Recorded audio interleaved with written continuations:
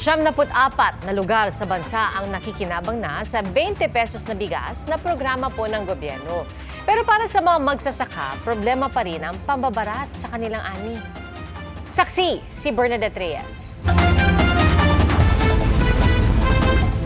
500 sako ang inilaan para sa rollout ng 20 pesos na bigas sa Zapote Bacoor Public Market sa Cavite kanina. Mga miyembro ng 4Ps, senior citizen, PWD at solo parent ang makikinabang sa programa na pinangunahan ni Pangulong Bongbong Marcos. Ayon sa Department of Agriculture, nasa 94 na locations na nationwide ang nagbebenta ng 20 pesos na bigas. Nasa humigit kumulang 75,000 na mga households naman ang nakikinabang na rito. Yung madi-discount namin dito, maibibili pa namin ang aming ulam.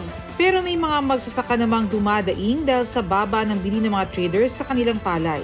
Nagbabalak nga ang ilan na huwag munang magtanim ng palay ngayong cropping season ayon sa Samahang Industriya ng Agrikultura o SINAG. Bulacan, Nueva Ecija, ito yung ating mga rice producing area.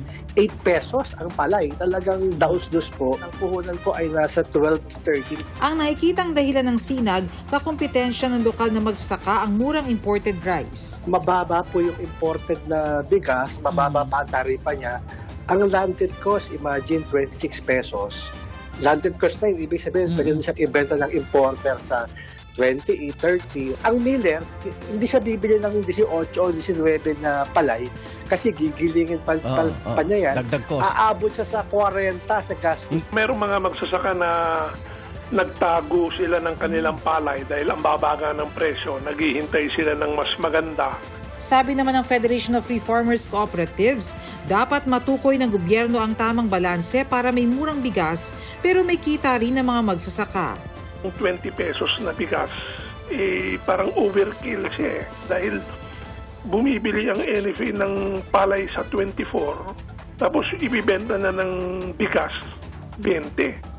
Ang laki ng pagkalugi ng NFA. Mag-iisip yung trader, kailangan bilhin ko yung palay sa 8 o 10 piso per kilo sa magsasaka para malabanan ko yung 20 peso rice na yan. Ikinatwiran naman ng ilang trader ang 20 pesos na bigas kaya mababa ang bili nila sa mga magsasaka. Git ng Department of Agriculture, hindi pwede ang ganyang pananamantala.